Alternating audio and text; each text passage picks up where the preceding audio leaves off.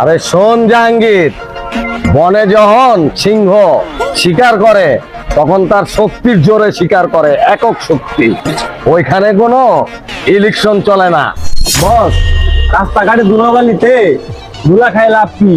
আমরা একটা অফিস লইলে বস ভাড়া জমবো, বুঝছেন বস? হ্যাঁ, তুই ঠিকই কইছস। অফিস একটা লই লমু, যা। আরে কাল্লা মাস্তান বয়ে রয়েছে, আর আমার লগে যারা চলতো ওরা কাল্লা মাস্তানের পিছে কি করে দেখতাছি ব্যাপারটা। কিরে, ওরে কামালের মতো দেয়া যায় না? কিরে সাইল, ওরে তো 1 মাস আগেই তো জেলে ঢুকাই দিলাম। ও ছাড়া হইলো কেমনে? নেশাবানি করতো। হ ভাই, ও তো কামালি। ওকে আবার ঢুকাই দেন, নাহলে রিয়াবে দিয়ে দেন ভাই। ভাই, আরে রিয়াবেও দিয়েন না, জেলখানাও দিয়েন না। যদি ওই পারে লিয়ে যায় ওরা সাইজ করে দেয়, সিস্টেম করে দেয়, চাইলে আর শিখ হয়ে যাবো। আরে থাম তোরা, ওরা আইতে দে। কি কামাল, 3 মাস কই আছিলা? তোমার যে দেখলাম না। 3 মাস আসিলাম যে ইন্ডিয়ায়। ইন্ডিয়া ওই যে বরফ পড়ে না, ওটার ভিতরে একটু কুতু কুতু খেললাম আর কি। দেন না আমার গায়ের রংটা কত ফর্সা হয়ে গেছে। আপনিও যায়েন, আপনার রংটাও ফর্সা হয়ে যাবে। আরে না, আমি এমনিতেই ফর্সা আছি। তুমি তো আগে তুমি তো খাইতা, এখন খাও না? যাও কাল্লু ভাই, তুমি হয়তো 3 মাস ধরে রাজত্ব করতেছো এলাকায়, আমি হয়তো ছিলাম না। এর লেগা তুমি জেনে হেনে আমারে এডি এডি কইবা কে? তুমি কি ছেড়ে দিছো? তুমিও তো দেখতাম ওই চিপাইয়া কি জানি করতা, আর নিজ দা আগুন মারতা। আমি কি এটি জানি না? শোনো কাল্লু ভাই, দ্বিতীয়বার এই ব্যাপারে তোমার লগে আর কোনো কথা নাই। তখন কথা হইব কিন্তু অন্য কিছু দিয়া। আরে কামাল, 3 মাস আগে কি হয়েছিল ওইটা ভুলে যা। তোর লগে যারা কাজ করতো ওরা এখন আমার লগে থাকে, বুঝছো? আমি চাইলে তোর অঙ্কুর মধ্যে খালাস করে দিতে পারি, চিনো? আরে শোন জাহাঙ্গীর, বনে যখন সিংহ শিকার করে তখন তার শক্তির জোরে শিকার করে, একক শক্তি। ওইখানে কোনো ইলেকশন চলে না, কথাটা মনে রাখিস। আজগা তোর পিছে হয়তো লোক আছে, আমার পিছে লোক নাই। কালকে দেখবি আমার পিছে লোকের অভাব নাই।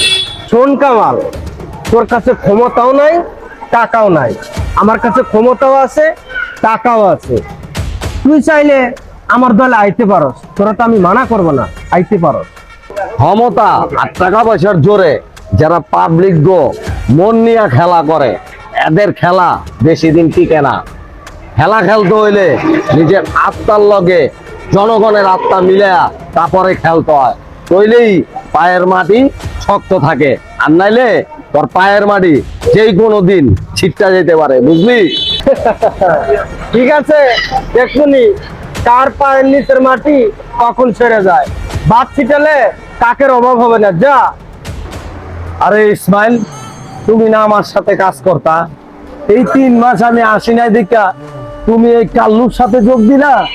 ইসমাইল, তুমি কি ভুলে গেছিলা তোমার মার যখন বড় একটা অসুখ হয়েছিল, তখন আমি মেডিকেলে 3 লক্ষ টাকা দিয়া তোমার মার আমি অপারেশন করছি? এই কথা কি ইসমাইল তুমি ভুলে গেছো? আজকে কি তুমি কাল্লুর লগে থাকবা না আমার লগে থাকবা? ও ভাই, আপনি ঠিকই কইছেন। সেই সময় যদি আপনি টাকা দিয়ে আমার মারা না বাঁচাইতেন তাহলে আমার মারা মারা যেত ভাই। আমি বুঝতে পারছি ভাই, এখন থেকে আপনার লগে কাজ করবো ভাই, আপনার লগে কাজ করবো। শাহিন, তুমিও কাল্লুর দলে ঢুকিয়া গেলাগা। তুমি যখন ঢাকায় প্রথম আইলা আমার কাছেই কিন্তু আইছিলা, আর আমি তখন তোমারে বলছিলাম তোমার কি দরকার।